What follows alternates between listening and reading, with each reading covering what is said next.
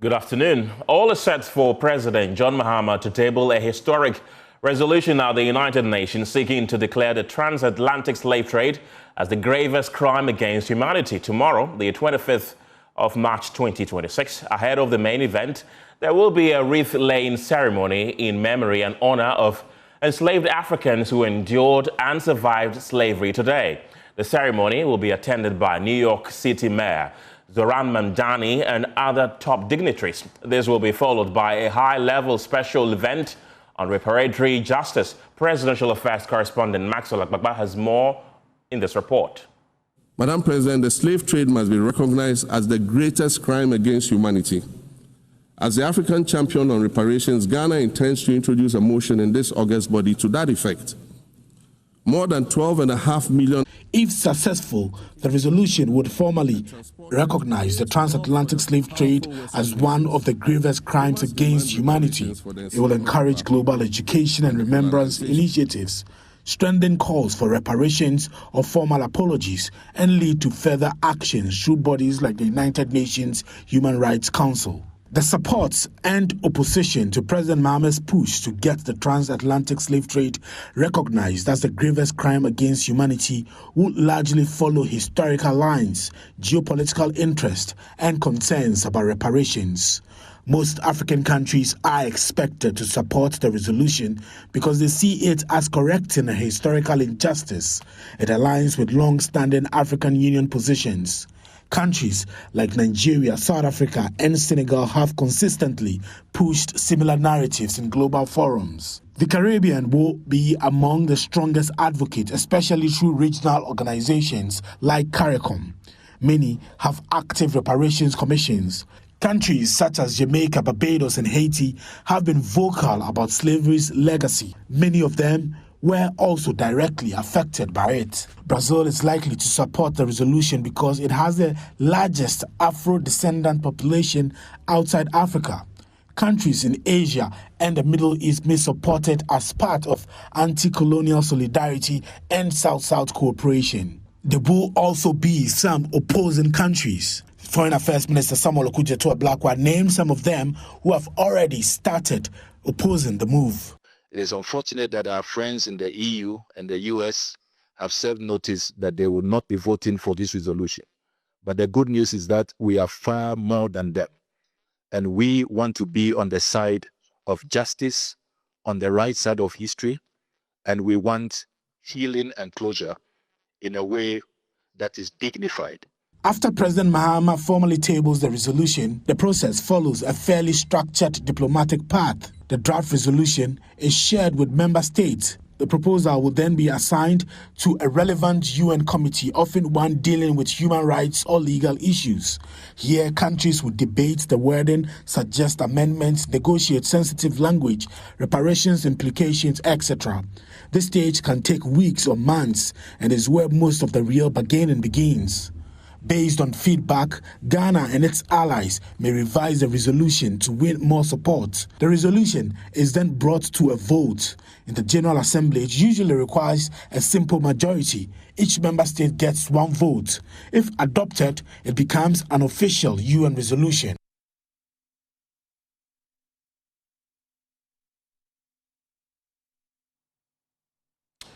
You're still watching the pause here on JoyNews. Let's get more on this and speak to Dr. Nana Yamriku, who is an international relations expert. Grateful for your time this afternoon. Slave trade ended hundreds of years ago, more than 150 years ago. One will ask, why is it necessary for Ghana to pursue this foreign policy in the first place? Well, good afternoon, Carlos, and good afternoon to your viewers and listeners alike. I think that this is not far-fetched. There are so many grievous, atrocious human rights crime against humanity. Kindly speak up so we can hear you. I'm struggling to hear what you're saying. Can you hear me? Much better. Okay, so the point I'm making is that this shouldn't come to us as a surprise. There are so many crimes against humanity that have been committed against other people. If we recognize crime against humanity particularly against the Jewish and what has been known as the Holocaust. If we recognize the fact that at some point the United States Army had to recognize its use of Japanese women as slaves in one of the global wars, nothing stops, Africa and descendants of slaves in that regard to make a claim. And I think that the first point of recognition is the acceptance of the atrocious crime that was committed against Africans and people of African descent. So it is not far-fetched because the point is that those who committed these crimes have never even come to the point of realization of accepting. The first point of recognition or the first point of acknowledgement is acceptance that this was a crime, and then we take the way forward. And I think that this has been a case that is long overdue. It's been in the pipeline for very, very, very long. And so I think that it is long overdue that we have Ghana willing to step up to the occasion and tabling a motion before the United Nations General Assembly. So I think that it portends well, it is in the right frame of things.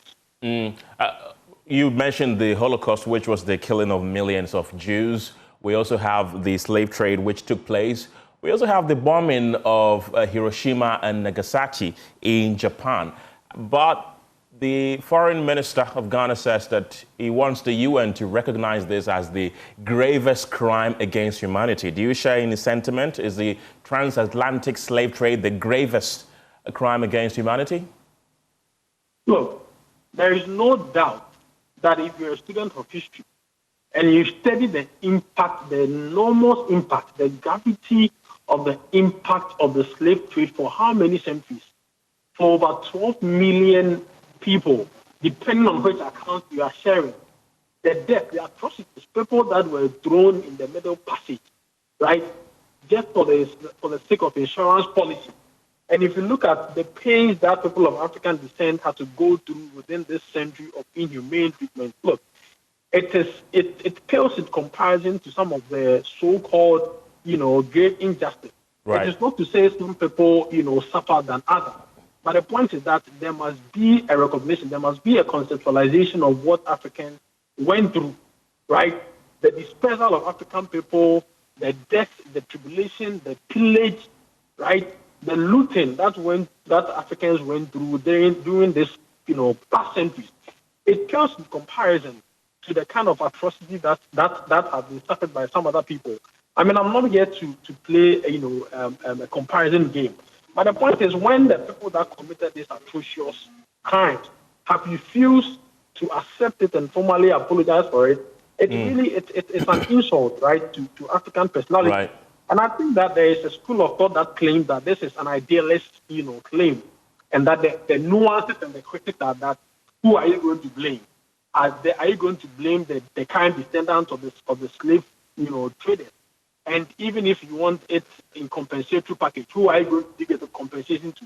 Is it those who are in Africa or the African diaspora outside? And then again, the fact that Africans themselves were involved in this kind of, tribal. These to me are apologist, how do you call it, rhetoric. They are apologist narratives. Because the point is that there must be some accountability, right? You can't sweep it under the ground. Let me tell you something. In the past, there's a scholar called Caroline Elkin, right? He was able to help what was known as the Mau Mau case, in which the British were blamed for the atrocities and the brutality they visited on the people of Kenya. Recently, through scholarly intervention and legal intervention, they have been able to bring a case, the descendants, those who started from this Mau Mau incident, were able to bring a case against the UK government. And indeed, the UK government was found wanted. So I think that the first step right now, I don't think that what President Mahama and the African Union wants to do is to go ask for compensation. Maybe we will get there. But the first point of this kind of reparatory justice is for the perpetrators to recognize it was a crime against humanity, the gravest in gravity and intensity, and then an apology. I think it's a basic step of requirement that President Mahama is seeking to tabulate before. And I'm happy that he has a tacit support from the Caribbean communities. Of course, we know that they will throw their support behind us.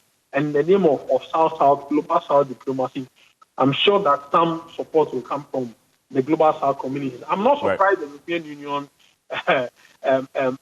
is criticizing or is having cold feet because, of course, we know that the European Union and UK, for instance, I mean, they have significant share in this grievous kind of crime against, Africans. So in fact, that was actually going to be my next question to you, that the EU, which played a key role in these transatlantic slave trades, are already opposing to it, according to our top diplomat, Okudzeto Ablakwa, and also he's saying that the US, where a lot of slaves were shipped to, are also opposing to that. Does that mean that this is dead on arrival, that we seek to achieve? You see, the one thing that I also want to draw attention to is that keeping the narrative and the conversation going is as important as getting something realistic from the conversation. Right. So before I come to answer your question whether it is UOA, the fact that we are keeping this conversation going and bringing it to this level is even an achievement on its own. But then again, I'll take you to the 1960s. There is what you call Declaration of the Granting of Independence to a colonial territory and colonial people. Before this became very significant in the United Nations, which is what will lead to the massive independence legally of African, that is why we call the year 1960 as the year of Africa. But I tell you, before that resolution was passed, you will be surprised at the number of European states that voiced their sentiments, that sentimentally stood against this particular declaration that will grant independence to African people. But the fact that African states and countries from quote unquote third world states stood to their grounds, that declaration was passed. Today, if you look at the United Nations and the kind of support that the Mahama presidency is getting around this particular resolution, there would be some pushback, of course. We should expect that. But like I said, keeping the conversation going is as important as getting something materialistic from the conversation. And so as much as there will be some pushback, there is some achievement that you should begin to celebrate. And let's see, maybe with the kind of tacit support that this kind of resolution might garner, maybe it might make some impact going forward. But the days ahead of us will tell. But I think that it's a wonderful step in the right direction. Keeping the narrative going is very, very important, and I think that is something that we must begin to appreciate. Is that to say that this will be more symbolic, even if it doesn't pass at the UN? You see, I do not think that it will be just symbolic, and you know why? I think that to bring such to table such motions before the United Nations, you really might have done your homework very well. There are three aspects. You need a scholarly intellectual argument, solid one.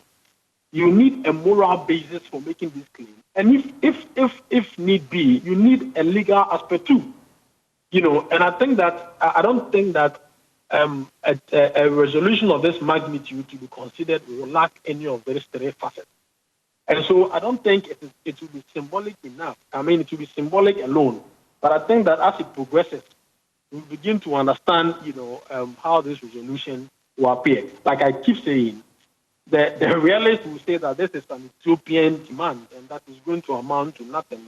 But I will say that it's really an important conversation. It brings very important issues to the forefront, to discuss. What is good for the goose is good for the gander. If you sought reparation, if you sought compensation for Jewish Holocaust, if you sought compensation for a number of the examples I gave, right? Some of these atrocious crimes against people, and we sought compensation for them. Nothing stops Africa from demanding a fair share, regardless of how long it's been since these atrocities, were committed. It's important because you don't want to set a precedent, and these things must be corrected, if you ask me. You've already raised some reservations about the reparations, but it's still very important about the reparations bit. Questions that you post that people are saying are very relevant. Like, who is it going to be paid to? Where is it going to be paid? Who are going to be the beneficiaries? Because we know that most of these slaves were mostly taken from West Africa, which Ghana is included. If, and it's a big if this passes, how is this reparation going to be done in your view? How do you think it should be done? It's interesting that you should ask this question. I'd have two perspectives to that. One, So the first thing is if the slave raiders, if the slave owners, right, from the metropoles, the Western metropoles, if the argument is that they were not the ones that perpetrated these crimes and that they should be held responsible, the question then you ask yourself is, are they benefiting from the looting and the resources? Are they benefiting? I mean, what Aruni will tell you how Europe underdeveloped, Africa. Are they benefiting from the pillage, the looting, the years of enslavement of Africans that their ancestors engaged in? If they are benefiting from the resources, then it's equally important for them to begin to appreciate a certain responsibility, owning up to what the ancestors did. Secondly, you see, the issue about compensation, I'm sure, is a discussion that we'll have in details when we get there. We are not even talking about monetary value, right? Right now, some sharp intellectual analysis will tell you it is not only about money. Money is not the only form of compensation. There are other means that you can compensate for some of these crimes when they are recognized, and it's not necessarily money. Transfer of technology, right? Exchange of revolutionary development ideas. So there are ways by which you can conceptualize compensation than necessarily thinking of monetary terms. So they can come. I mean, critics will come from different angles, but there are also different angles to make this claim of reparation more credible, more feasible, and more practical, if you ask me. Are you surprised that this has come in a bit too late, would you say? Like I said, I know this conversation has been prophesied. I mean, this conversation has been in the pipeline for a very long time. There have been scholarly articles about tabling this resolution before UN. I'm not surprised that it has come too late. I believe that there is a way that time works things, and I think that President Mahama's initiative is also coming because, amongst other things, Ghana will be taking charge of the AU leadership, AU chairmanship. I think it's an uncontested portfolio as of now. So I think that things are aligning for this kind of things, to be done. I think the time is right because of Ghana's diplomatic presence in this kind of chambers. So I think that I believe that is the right time. There couldn't have been a better time to undertake this particular kind of action. Already, we're hearing that most of the Caribbean nations are on board. Brazil, which hosts the most black people outside of Africa, are also on board. But do you think that the entire continent will be on board with this? That's an interesting question. So in the first instance, I'm not so sure, right, whether all African countries will be on board. I'm sure there will be some pocket of resistance, but I think that charity begins at home. And so I'm sure that President Mahama has a tacit support of the African Union. The case would have been made home here in Ghana. And once we have the support of the Caribbean states, of course, if you look at the ports of disembarkation or the places where slaves were sent to, it was North America, South Americas, Europe, and so the Caribbean is playing a significant role in this kind of sympathy and empathy with President Mahama. Once the homework has been done here in Africa, regardless of the pockets of resistance, as long as the African Union is in tune with this idea, we can only wait and see what happens in the days ahead of us. Then I would say the African Union chairmanship couldn't have come at a better time for Ghana next year. That could give some leverage to the country when the chairmanship gets to President John Mahama. He could at least use that as a leverage to, canvas for support on the African continent, don't you think?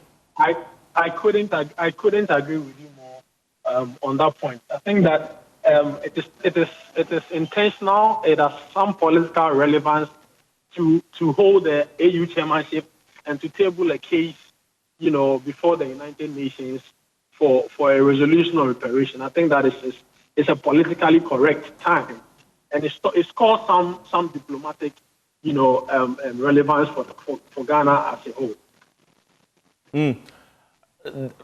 So far, we've not heard of any prominent Western country, Portugal, UK, France, some of the prominent countries which took part in these slave trade business, at least with this resolution that we are presenting before the United Nations? Do you think that there will be any point where some of these countries will admit that, yes, it is a grave crime against humanity, in fact, the gravest crime against humanity, as has been tabled by Ghana before the UN? You see, so the point is that these are, I mean, the history books are there for us to read, right? King Leopold of Belgium in Congo. Look at the atrocities, the rubber plantation, what it did to Africans. I already mentioned Mau Mau in Kenya. In fact, I'm sure you are aware that the German Holocaust that we know of did not start with the Jews. The German Holocaust started in Namibia, what right. You call the genocide against the Nama and the Hereros, right?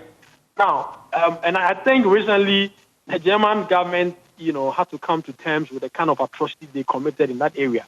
The point is that if these European countries are not at the initial moment or at the right. initial stages agreeing to this kind of discussion, you should know, like they say, the mention of dry bones makes the old woman uncomfortable.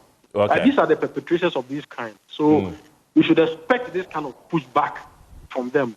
Right. The good thing here is that the United Nations, just as the way it was formed initially, right. eventually began to be dominated by voices from states in the global south. Right. And with their majority, they were able to push through some of these resolutions. Right. Of course, we know some of these states are in the Security Council, and we know that even though the General Assembly has the majority of state participation, they can only make recommendations. Right. In other words, it's a potatory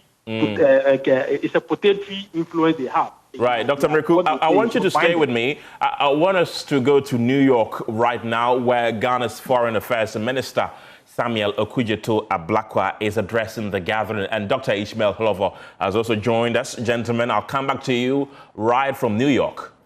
Your Excellencies, permit me to also acknowledge senior officials of the government of Ghana traveling with Pres.Mahama. I acknowledge members of parliament from constituencies in Ghana where our forts and castles are located. And you do know that Ghana has been certified by UNESCO as having the highest number of forts and castles. So we acknowledge especially our members of parliament from these constituencies. We also acknowledge the respected Mr. Benjamin Crump, civil rights activist. We acknowledge Reverend Al Sharpton. We acknowledge our friends from the United Nations multilateral establishment, distinguished invited guests, ladies and gentlemen. We gather here today in remembrance of millions of Africans whose lives were violently truncated by the transatlantic slave trade, a system that for centuries reduced our forebears to commodities and turned entire societies into sources of labor and unjust profit. Across the shores of West Africa, including in my country, Ghana, the stone walls of forts and castles such as Cape Coast, Elmina, still stand as silent witnesses to this vast machinery of human exploitation, through which more than 12 million Africans were captured, forced across the Atlantic, and subjected to racialized chattel enslavement. Before we speak of justice, policy, or diplomacy, it is fitting that we pause to honor the memory of those men, women, and children whose suffering under this system helped shape the modern world while denying them the most basic recognition of their humanity. Earlier today, we were honored to have His Excellency John Dramani Mahama, President of the Republic of Ghana, lead us on a solemn commemorative remembrance at the African Burial Ground National Monument here in New York. We honored the memory of men, women, and children whose lives were shaped by the transatlantic slave trade. Excellencies, it is both solemn and gratifying to see that the international community is gathered here today to reflect on the enduring legacy of this profound injustice. Convened on the eve of the International Day of remembrance of the victims of slavery and the transatlantic slave trade. This high-level event offers us an opportunity for the global community to confront history with honesty, to honor the resilience of those who endured unimaginable suffering, and to reaffirm a shared commitment to reparatory justice and healing for Africans and people of African descent. In convening this high-level gathering, Ghana does so with a deep awareness of history and responsibility. Along our coastline stands the forts and castles through which countless Africans passed before the long and brutal journey into enslavement. These sites remain enduring reminders of a crime that shaped the destinies of continents and peoples. In the 15th century, ships began arriving on the shores of the Gold Coast in what is today the Republic of Ghana. From that moment, a dark chapter in human history began to unfold as Africa became the epicenter of a vast system of human exploitation that would reshape societies across continents. It is therefore no coincidence that this story began on the shores of the Gold Coast, a land long associated with the rising sun. If the sun rose over the beginning of this tragedy on our shores, then it must not set on the conscience of humanity until justice is done. It is therefore with humility and determination that Ghana, in its capacity as the African Union champion on advancing the cause of justice and the payment of reparations for Africans and the people of African descent, has sought to provide a platform for renewed international reflection and dialogue on this defining chapter of human history. Excellencies, the legacies of slavery continue to resonate in the present across societies and continents. The historical injustice of the slave trade and racialized enslavement remains visible in patterns of racial discrimination, economic disparity, and structural inequality. Your Excellencies, this gathering therefore takes place at a moment of renewed global reflection on historical injustice and its enduring consequences. In recent years, the international community has given greater attention to questions of historical accountability and the rights of people of African descent across Africa and throughout the diaspora. Efforts are underway to document and preserve the historical evidence of slavery and the transatlantic slave trade. Governments, scholars, and civil society organizations are working to recover archival records, lived testimonies, and material artifacts that bear witness of this history. Initiatives such as Barbados Reclaiming Our Atlantic Destiny Road Program illustrate how societies are seeking to safeguard these records and ensure that voices long silenced by history are documented and remembered. It is within this broader context that today's high-level special event has been convened. The gathering offers the international community an opportunity to reflect collectively on the historical realities of the trafficking in enslaved Africans and the racialized chattel enslavement of Africans, to reaffirm our shared commitment to justice and equality, and to deepen dialogue on pathways toward reparatory justice. It also provides an important platform for listening to diverse voices, scholars, advocates, policymakers, and leaders who continue to advance understanding and engagement on these issues. Today's meeting will throw further light on the historic resolution that Pres.Mahama is tabling tomorrow to declare the transatlantic slave trade as the gravest crime against humanity. This effort is not directed toward reopening the divisions of history, but toward affirming historical truth and strengthening our collective commitment to justice, dignity, and equality. Excellencies, ladies and gentlemen, Ghana is deeply grateful to the many partners who have joined in supporting this initiative. We acknowledge with appreciation the African Union, the Caribbean Community, CELAC, member states across regions, all regions of the world, I must emphasize, because Pres.Mahama's resolution, as you have recognized, is co-sponsored by member states from all regions of our world. We also acknowledge global experts, civil society organizations. We deeply appreciate the contributions of the Congressional Black Caucus, civil rights activists in the United States of America, including Reverend Al Sharpton, Mr. Benjamin Crump, and other young activists from the New York Reparations Committee, and many others who continue to support President Mahama's initiative. As we begin today's discussions, we do so mindful that remembrance carries responsibility. Honoring the victims of this tragedy requires more than recalling the past. It calls on us to recognize the humanity that was denied to them, deepen our understanding of this history, and strengthen our commitment to building a world in which dignity, equality, and justice are upheld for all peoples. Before I conclude, Your Excellencies, let me express Ghana's appreciation to His Excellency Antonio Guterres, Secretary General of the United Nations, for generously supporting this initiative and permitting Ghana to convene this important high-level gathering here at the United Nations. I also would like to specially commend His Excellency John Dramani Mahama for the guidance, the vision, the courage, and the resilience in leading the African continent,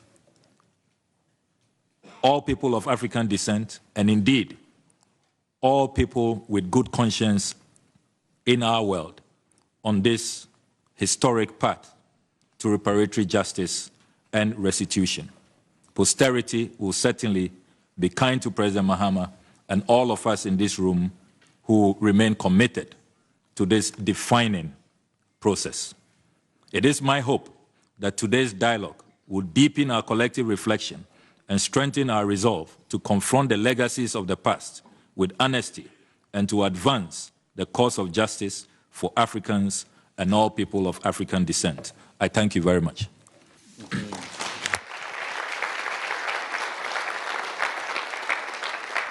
We thank you, Honorable Minister for Foreign Affairs of the Republic of Ghana, Sam Okujeto Ablakwa. It's now my pleasure to call upon the Commissioner for Health, Humanitarian Affairs, and Social Development from the African Union, Her Excellency Ama Chum Amwa. Thank you. Your Excellency President John Dramani Mahama of the Republic of Ghana, Osaberi Kwesi Atta II, Uguaman Hene of the Cape Coast Traditional Area, Honorable Ministers, Chef de Cabinet of the UN Secretary General, Excellencies, Permanent Representatives of the United Nations Member States, representatives of peoples of African descent, esteemed members of UN, AU, and CARICOM reparations mechanisms, distinguished scholars and experts, ladies and gentlemen, I have the honor to address this distinguished gathering on behalf of the chairperson of the African Union Commission. He conveys warm fraternal greetings and expresses deep appreciation for the convening of this high-level event, which brings together leaders, partners, and stakeholders united in advancing justice for Africans and people of African descent. While the chairperson is unable to be present in person, I am deeply honored to convey his statement on his behalf, reflecting the collective voice and unwavering commitment of the African Union to the cause of reparatory justice. Kindly permit me, therefore, to deliver the statement of the chairperson of the African Union Commission. And it reads, "It is a profound honor to address you at this high-level event on reparatory justice for the trafficking of enslaved Africans and the racialized chattel enslavement of Africans. I wish at the outset to express high appreciation to His Excellency John Dramani Mahama, President of the Republic of Ghana, for his leadership in convening this important meeting and for his invaluable contribution and custodianship as the African Union leader on advancing the cause of justice and payment of reparations to Africans and people of African descent. I also wish to recognize the invaluable contribution of His Excellency Faure Gnassingbé, President of the Council of the Republic of Togo, for the leadership in hosting the 9th Pan-African Congress in Lomé last year and in tabling the successive AU Assembly decisions on qualification of slavery, deportation, and colonization as crimes against humanity and genocide against peoples of Africa. We meet today not only to remember what was done to Africa and her scattered children, but to act together so that history's open wound becomes a site of healing, reconstruction, and renewal. I wish to highlight that in my annual report earlier this year to the Assembly of Heads of State and Government of the African Union, I stressed that reparatory justice is no longer a peripheral moral appeal. It is now a structured continental program anchored in our Agenda 2063 and its second 10-year implementation plan. Through Assembly Decision 884, our leaders designated 2025 as the African Union theme of the year, Justice for Africans and People of African Descent through Reparations. This transformed reparations from a slogan of conscience into an organizing principle of policy, a bridge between historical truth and development sovereignty, between memory and the transformation of global power relations. Across our union, we have treated reparatory justice as a cross-cutting enabler, not a narrow sector. Over the past year, the African Union has taken decisive steps to give this agenda an institutional backbone. We established a coordination team on reparations housed in our Citizens and Diaspora Directorate to ensure that every department, organ, specialized agency, and liaison office carries part of this responsibility. Pursuant to the mandates given by our Assembly and Executive Council, we constituted and convened the African Union Committee of Experts on Reparations and the African Union Reference Group of Legal Experts on Reparations, whose inception meeting in December 2025 developed substantive framework papers and working groups on legal foundations, modalities of reparations, and global advocacy. These mechanisms signal a simple truth, that Africa is organizing for justice. Excellencies, distinguished participants, at the political level, our Assembly has spoken with unprecedented clarity. In Decision 934 of February 2025, and reaffirmed in February 2026, the Union has decided to qualify transatlantic enslavement, deportation, and colonization as crimes against humanity and acts of genocide against the peoples of Africa, and to work collectively for their recognition as such at the international level. This is a watershed moment. To name these atrocities clearly is to remove the last veils of ambiguity from the historical record.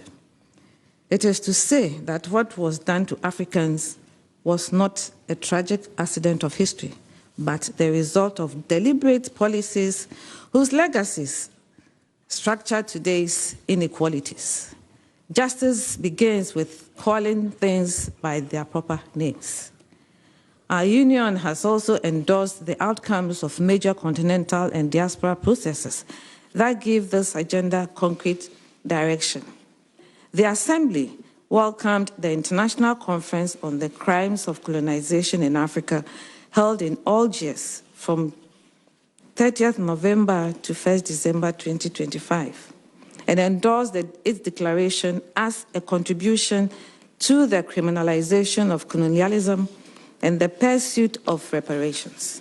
By this, the heads of state and government designated 30th November as the African Day of African Martyrs and Victims of Transatlantic Slave Trade, Colonization and Apartheid. The Republic of Togo, in coordination with the Commission, convened the 9th Pan-African Congress in Lomé from 8th to 12th December 2025, under the theme, Renewal of Pan-Africanism and Africa's Role in Multilateral Institutional Reform, to mobilize resources and reinvent for action. And our Assembly has endorsed the final declaration and master plan. These two instruments call for strengthened continental and diasporic cooperation, for the restitution of cultural property, and for mechanisms of reparation and recognition of historical crimes.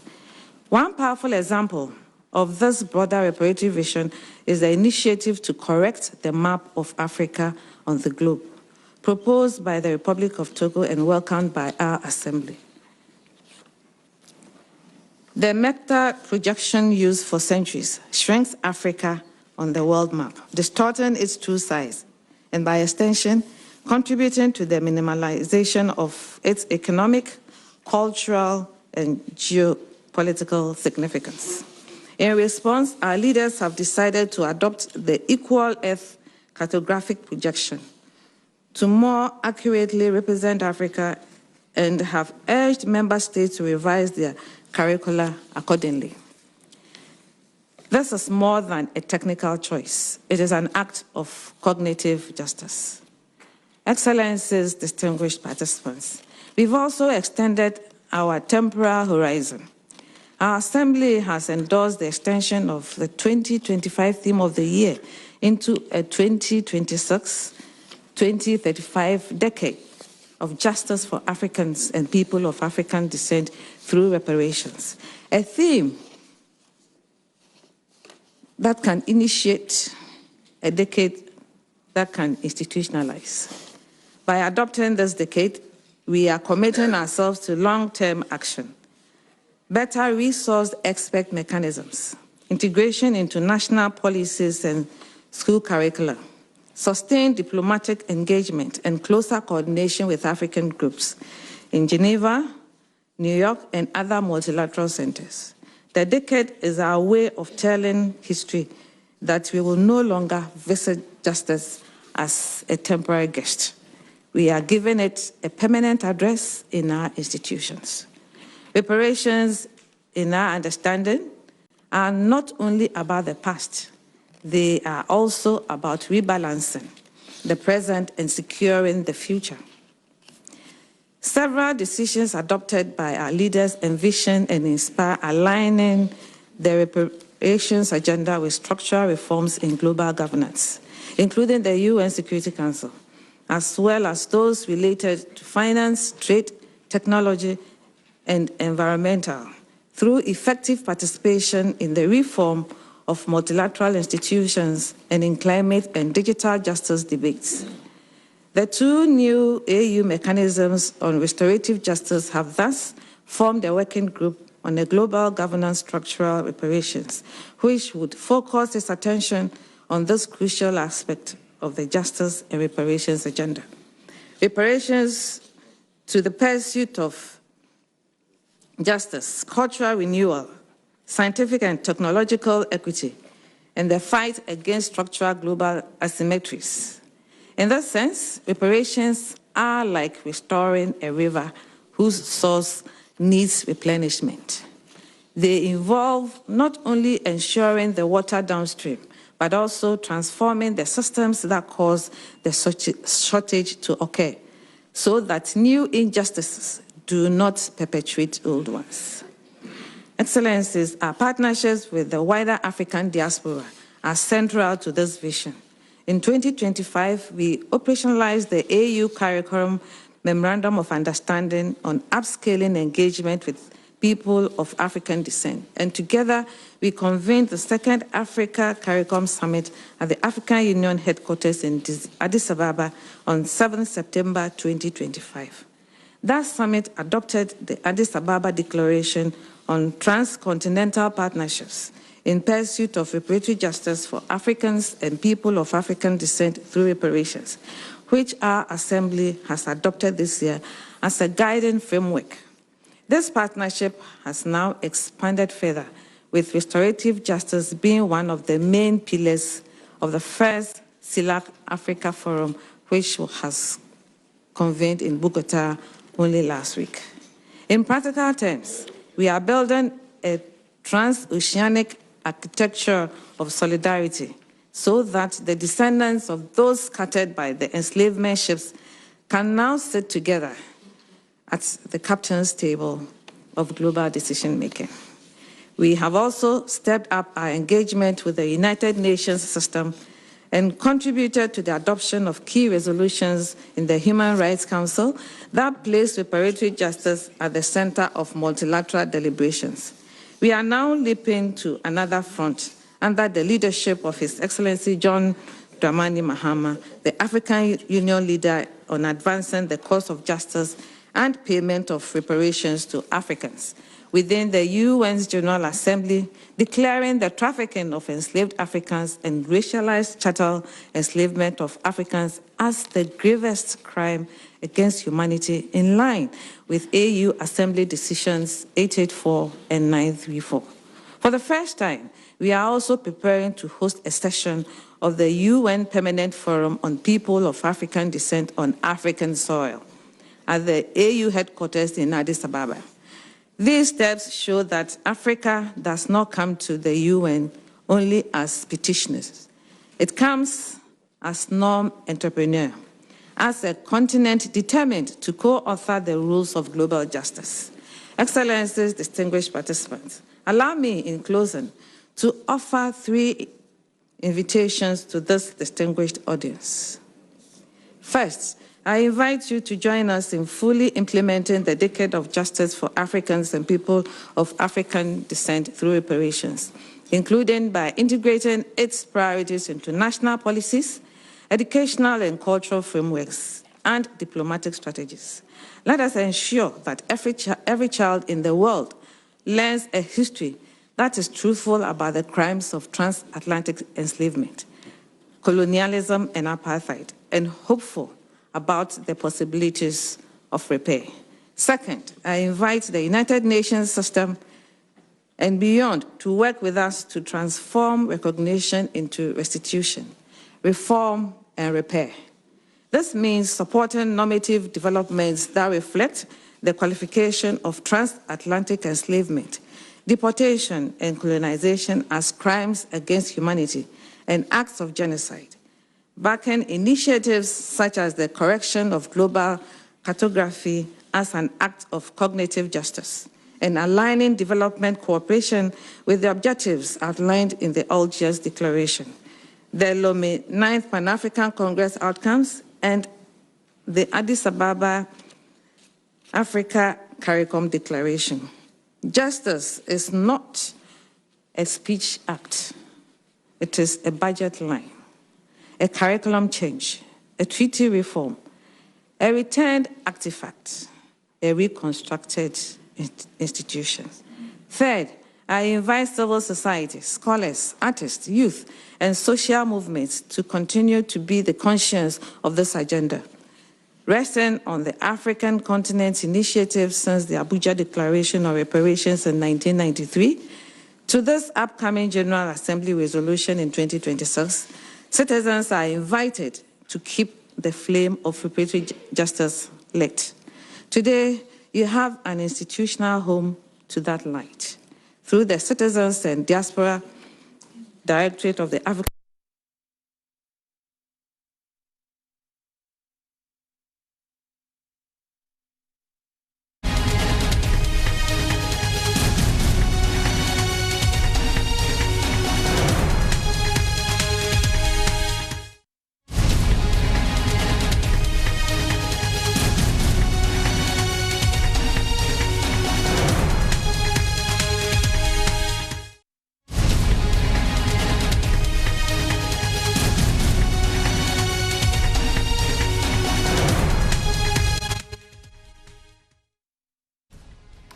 You had the Ghanaian delegation in New York at the UN headquarters making a case as to why slave trade should be described as the gravest crime against humanity. Let's go on to the phone lines once again and bring back Dr. Nana Yaumreku, who is an international relations expert. Dr. Ishmael Holovo is also an international relations analyst. Gentlemen, welcome once again. I want to begin with you, Dr. Ishmael Holovo. You've been listening to Ghana's top diplomat, Okudzeto Ablakwa, make the case as to why transatlantic slave trade should be described as the gravest crime against humanity. I want to briefly pick your thought on that. Very much, and good afternoon to your viewers. I think that it is certainly right that this trade, which was inhuman, be described as what it was. I believe that it has had a long lasting effect on Africa and African people of Black descent in terms of interracial relations, in terms of how the rest of the world view Africans, in terms of the inhuman conditions that Africans suffered during the period of slavery. So I believe that it is justifiable for Ghana and, of course, the foreign minister and the president to lead the charge that this be described as the gravest crime against humanity. And that essentially transform it from a historical wrong to a legal and a moral issue.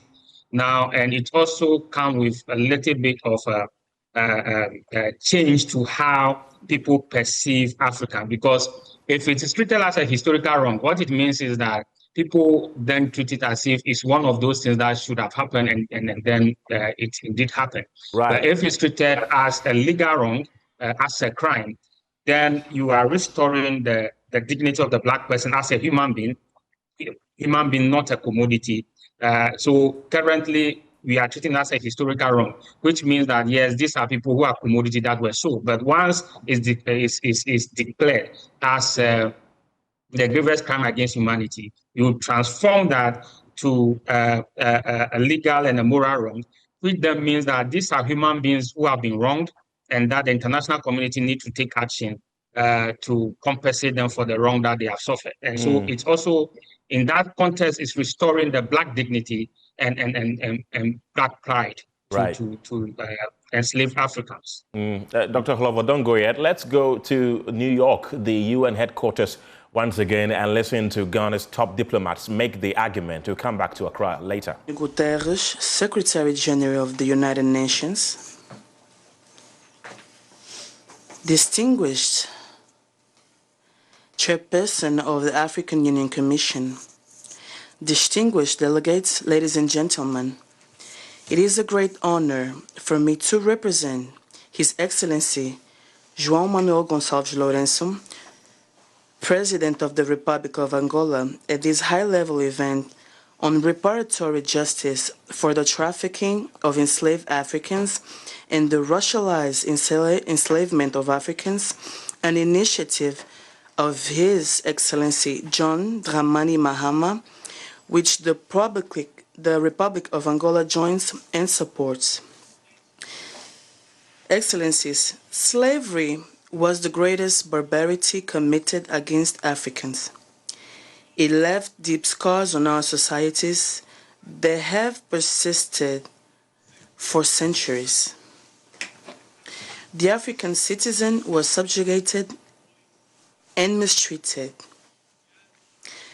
Many were killed while being transported as merchandise and subject to forced labor for the benefit of the colonial powers and their citizens. These territories developed at the cost of the blood of African citizens who were denied the most basic human rights. The holding of these events on reparatory justice for enslaved Africans here in New York, United States of America, is for Angola a meaningful coincidence, as historical records indicate that William Tucker, son of Anthony and Isabel, the first person of African descent born in 1624 in Jamestown, Virginia, the first British colony in the Americas was of Angolan origin.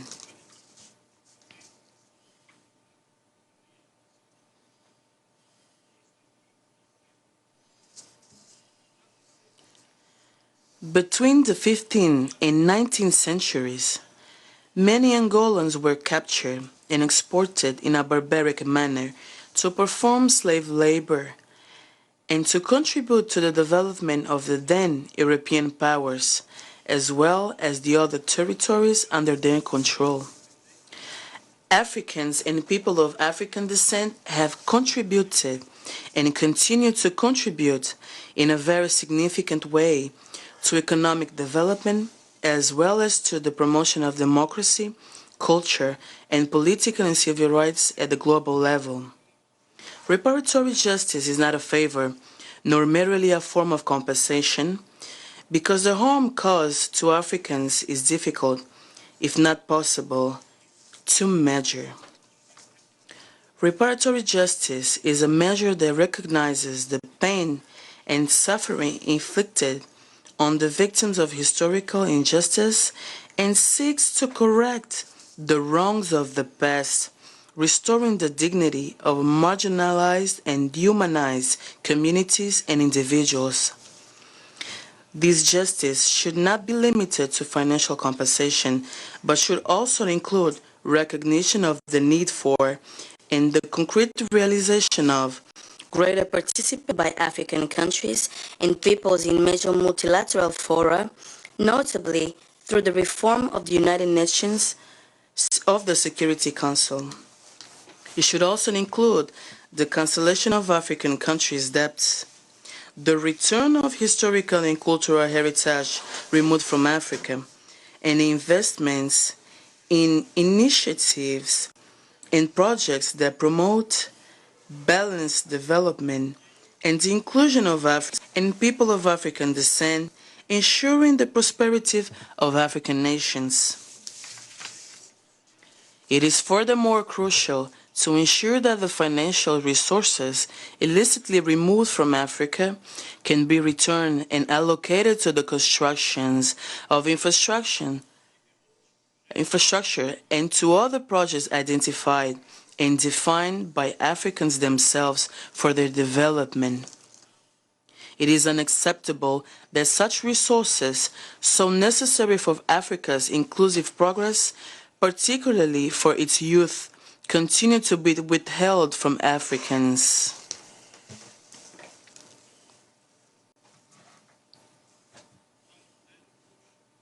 We cannot remain still in the face of so many injustices.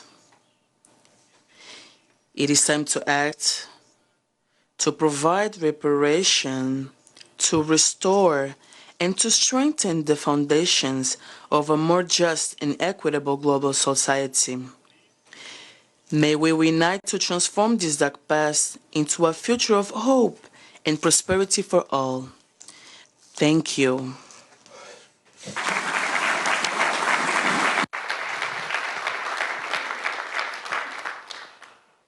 Muito obrigado. Thank you very much. His Excellency Dionisio Manuel da Fonseca. Just before we proceed, I want to acknowledge the presence of Reverend Al Sharpton, founder and president of the National Action Network. We also have with us a distinguished woman, Professor Vereen Shepherd, Jamaican historian and professor, University of the West Indies. Respect, Professor.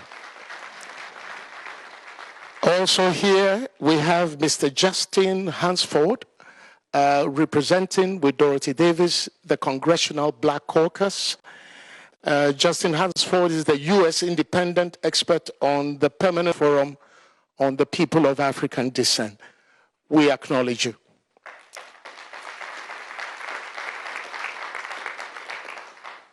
Excellencies, distinguished professors, panelists, distinguished permanent representatives representing the member states of the United Nations.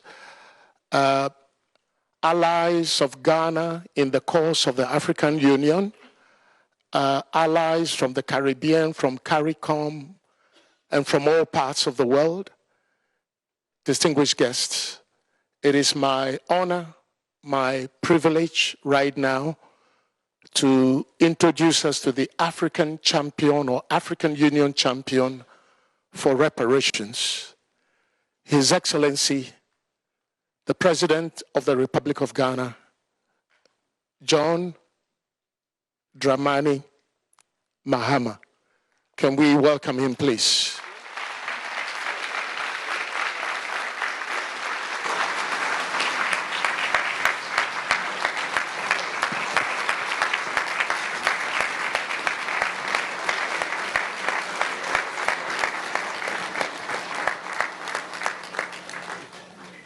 Thank you very much.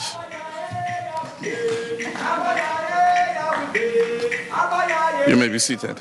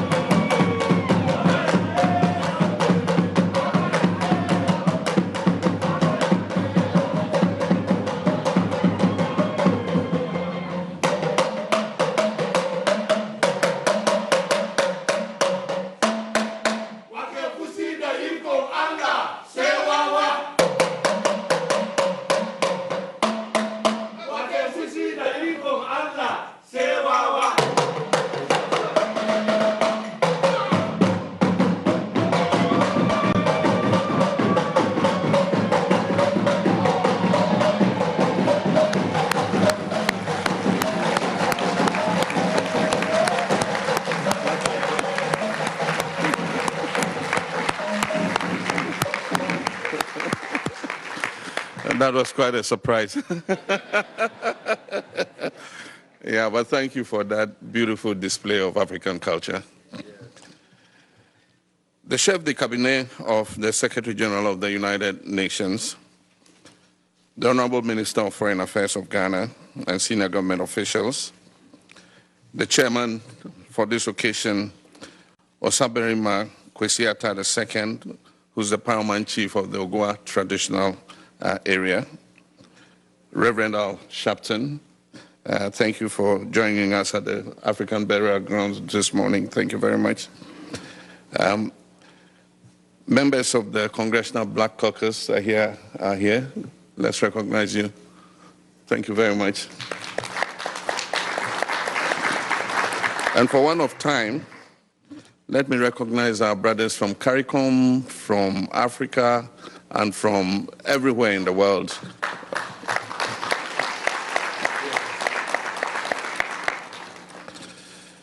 Your Excellencies, distinguished representatives of member states of the United Nations, ladies and gentlemen, truth begins with language, with the power that words hold to shape consciousness and to shift perspectives to propel an action or other. I therefore offer this truth as a starting point. There's no such thing as a slave. There were human beings who were trafficked and then enslaved by people who believed they could own those human beings as chattels, as their personal property. Some will hear this and think I'm splitting hairs. Isn't that the same thing, they might ask? No, it's not. Not at all the same thing. Not if you acknowledge an individual's humanity. Not if you respect an individual's basic right to dignity. The entire transatlantic slave trade was designed to deny African people their humanity. And that denial was premised on a racial hierarchy with no basis in fact or science, a racial hierarchy that deemed whiteness superior and blackness inferior. The atrocities that were committed against enslaved Africans, the myriads of injustice that were born of slavery and carried forward into successive social framework, took place specifically because those persons were considered objects, not human beings. So when discussing slavery and its resulting institutions and practices, we must always start by reclaiming racial equality, the dignity of Africans, the humanity of our ancestors who were enslaved, and as a matter of course, our own humanity. Recently, someone asked me to explain the importance of the resolution on the declaration of the trafficking of enslaved Africans and racialized chattel enslavement of Africans as the gravest crime against humanity. And I responded without pause or hesitation, and I'd like to share what I told him. This resolution allows us as a global community to collectively bear witness to the plight of about more than 12.5 million men, women, and children whose homes, communities, names, families, hopes, dreams, futures, and lives were stolen from them over the course of 400 years. I speak these words today not only for Ghana, but also in solidarity with the rest of the Caribbean, Latin America, and the wider diaspora, and indeed all people of good conscience throughout the world. This solution is a pathway to healing and reparative justice. This resolution is a safeguard against forgetting. Your Excellencies, ladies and gentlemen, violence begins with language. When words are weaponized or to codify abuse, when people are called out of their names, regardless of their state of dress, when slaves were captured, they were always stripped of their clothing while being kept in the dungeons of the fortresses that had been built on the African coast by the European traders. They were forced with their limbs chained and shackled into hold of cargo ships. They remained naked, packed like sardines during the month-long journey through the Middle Passage. Not all those who were loaded onto the ships survived the voyage. A number of the ships sank with their entire human cargo. Others who fell sick were thrown overboard. And a few who preferred death to captivity voluntarily jumped overboard. It is believed that 10 to 20% of enslaved people died in the Middle Passage. Whenever a ship arrived at its destination, the enslaved people, still naked, were taken to the market where they were inspected and appraised like livestock. They were then placed on an auction block in front of an audience of potential buyers and sold to the highest bidder. Once they arrived on the plantation where they would work and live for a lifetime, they were also stripped of their names. And so you were no longer Fatu, or Kofi, or Bubakar, or Nanayao, or Menka, Nayong, or Hamisu. You were given names like Ben, Jemima, John, Toby, or Mary. In addition to these new names, they were also called girl or boy, regardless of how old you were. And maybe I should also say that filthy N-word. If you ever needed a surname, it would be that of your master. And sometimes they were branded like car with plantations, insignia, or logo. There were sugar plantations. There were also coffee, cotton, tobacco, and cocoa plantations in the Caribbean and the Americas. South America had diamond and gold mines as well. And also the production of indigo took place in Jamaica. The people who were enslaved labored on those plantations from sunrise to sunset. And the conditions under which they worked were brutal. They were beaten occasionally to the point of death. They were underfed. They were kept in cramped quarters and often died young, if not from labor, then from disease. There are even records of some enslaved women who were kept as breeders. Let's not mince words, ladies and gentlemen. Business was booming because when labor is free, profit margins are huge. African lives were disposable. If too many of the enslaved Africans died, more were captured from their homes on the continent, enslaved and trafficked. During conversations about slavery, the point at which euphemisms are introduced, and there's a rush to talk about abolition. But we cannot afford to look away. This is precisely the part when we should pay close attention, because the devil is in the detail. And I'm going to share 4 trafficking destinations with you. Remember, when you hear these numbers, that it's not about data. These are about human beings and human lives. Roughly 6 million enslaved Africans were trafficked to Brazil, which is the 5th largest nation in the world, stretching 4,400 kilometers from north to south and 4,320 kilometers from east to west. Almost 2 million enslaved Africans were trafficked to Jamaica, which is the most profitable of all sugar-producing locations. Jamaica is 235 kilometers long and between 34 and 84 kilometers wide, depending on which point you are located. About 500,000 enslaved Africans were trafficked to America. From the early 17th century, the first ship arrived in the 19th century, when chattel slavery was eventually abolished. America grew from a colony to an independent nation with 6 states. Over 450,000 enslaved Africans were trafficked to Barbados, an island that is 34 kilometers wide, 23 kilometers 24 kilometers long, 23 kilometers wide.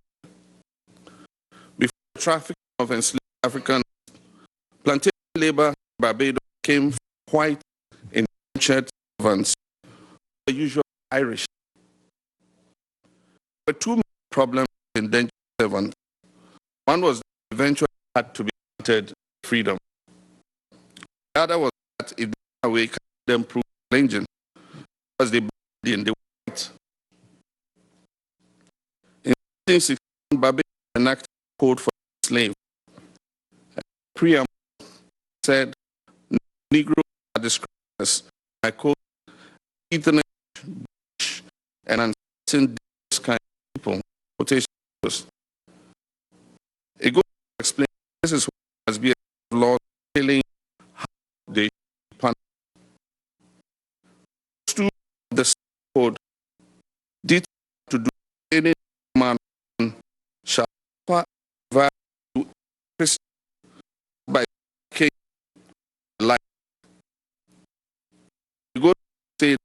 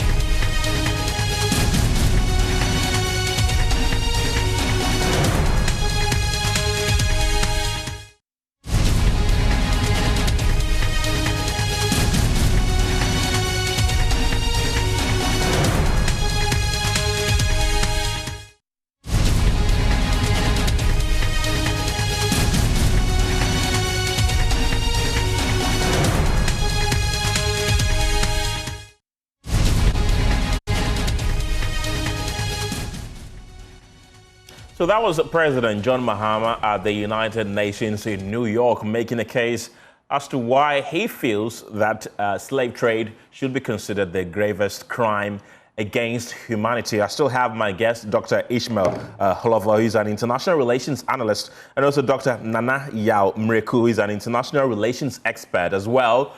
When we return from the break, we'll get back to them and try to go to New York and establish connection with our feed there once again. You're still watching The Pulse. Don't go anywhere.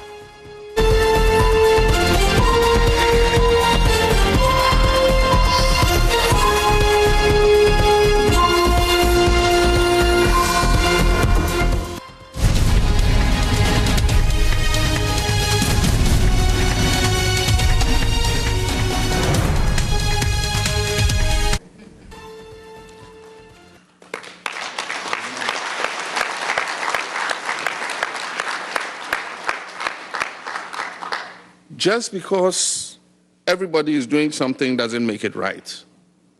Slavery is wrong now, and it was wrong then.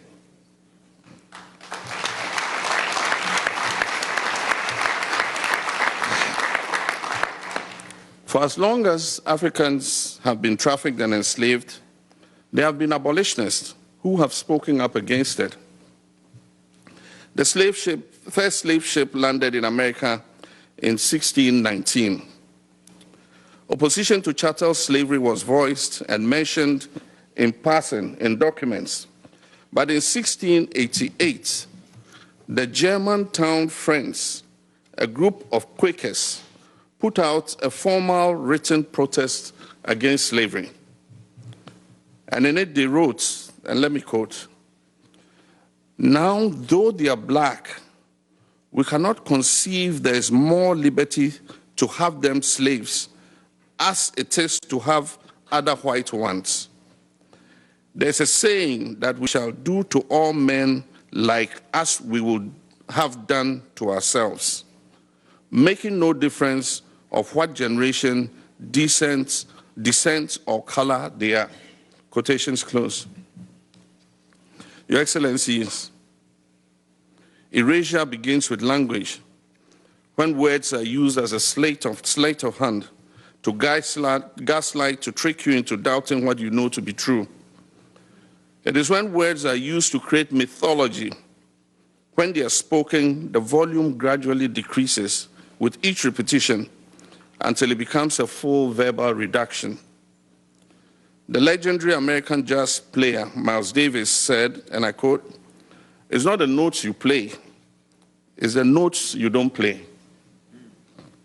When it comes to the contributions that Africa has made to enriching Europe and building the so-called New World, the silence is deafening.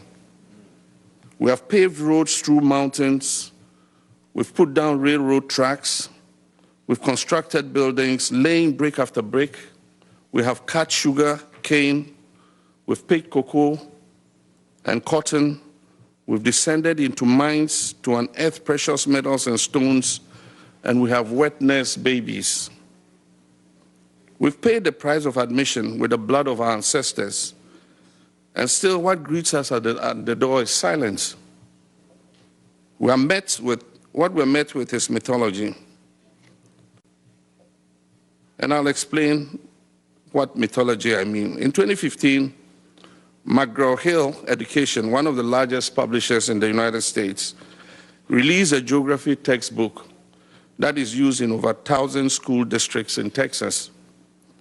The book stated that millions of workers were brought from Africa to work on agricultural plantations.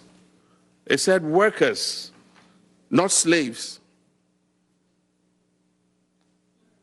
A family complained, and the book was pulled off the shelves. But now there's another one. There's a U.S. organization called PragerU. I hope I got the pronunciation right, PragerU or PragerU. On the organization's website, it's described as the world's leading conservative nonprofit that is focused on changing minds through the creative use of digital media. Now look what they did. They created animated videos which are used as supplemental educational material in public school classrooms in 11 states. And in one video, they use a young boy and his teenage sister. And this young boy and his teenage sister are confused about why some people celebrate Columbus Day and others celebrate Indigenous Peoples Day. This organization uses a time travel app, and this young teenager and his sister find themselves on a ship with Christopher Columbus, who tells them all about how the Carib people, the indigenous people of the Lesser Antilles in the Caribbean, were violent and uncivilized cannibals. The children then ask him to explain why he'd enslaved people. To that, Christopher Columbus is said to have responded, "Slavery is as old as time, and it has taken place in every corner of the world," normalization. And he says, being taken as a slave is better than being killed. No, I don't see the problem. Columbus then accuses the children of coming to his time and trying to judge him by the standards of their time. In another animated video, the same brother and sister use the same time travel app and find themselves in the year 1852, standing in front of Frederick Douglass. And he tells them that he is working to abolish slavery, a system in which people make other people work for long hours with no pay. The sad fact, he explains, is that slavery has existed everywhere in the world for thousands of years. Here in the United States, Black history courses are being removed from school curricula. Schools are being mandated to stop teaching students about the truth of slavery, segregation, and racism in American history courses. Books about those topics are being banned in schools and public libraries. Museums, art centers, and other institutions whose budgets rely in any way on public funds are being prohibited from scheduling exhibitions and programs or from displaying materials promoting racial awareness or Black history. Much like the law that was put in place to regulate the punishment of the enslaved in Barbados, these policies are becoming a template for other governments as well as some private institutions. At the very least, they are slowly normalizing the erasure. They are slowly normalizing erasure. Earlier, when discussing the importance of this resolution, I said it was a safeguard against forgetting. This is the type of forgetting that I was referring to. But there are other types of forgetting as well. The great Jamaican philosopher-poet Robert Nesta Marley famously said, "Emancipate yourself from mental slavery. None but ourselves can free our minds." I want to repeat an encouragement that I offered as part of this address, one that is companion to the truth that I began with. When discussing slavery and its resulting institutions and practices, we must always start by reclaiming racial equality, the dignity of Africans, the humanity of our ancestors who were enslaved, and as a matter of course, our own humanity. We must also remember to reclaim our humanity, because when we absorb too much of the language of violence and erasure, we can stop hearing the language of truth that exists within us. When we're in that state of mind, our minds become enslaved. In his book, the Guyanese writer Walter Rodney quotes a Dutch traveler's first impressions upon visiting the Nigerian city of Benin. He says the towns seemed very great. When you enter into it, you go into a great broad street. The town is composed of 30 main streets, very straight, 120 feet wide. The houses are close to one another, arranged in very good order. These people are in no way inferior to the Dutch as regards cleanliness. This was his quotation. In 1531, a Portuguese sailor, Vicente Pegado, traveled to the city of Great Zimbabwe, and this was what he wrote. He said, among the gold mines and the inland plains between the Limpopo and Zambezi River is a fortress built of stone of marvelous size, and there appears to be no mortar joining the stones. This edifice is almost surrounded by hills, upon which are others resembling it in the fashioning of stone and the absence of mortar. And one of them is a tower more than 12 fathoms high. A 2016 article in the Guardian newspaper highlighted the city of Great Zimbabwe, built between the 11th and 14th century. And the article described a centuries-old drainage system that remained operational, funneling water from the houses and enclosures down into the valley. And the article also disclosed how, in the 19th century, European visitors to this abandoned medieval city in Great Zimbabwe refused to believe that indeed Africans could have built such an extensive network of monuments. Here's the thing. The greatness that is within us will always outweigh the injustices that have been visited against us.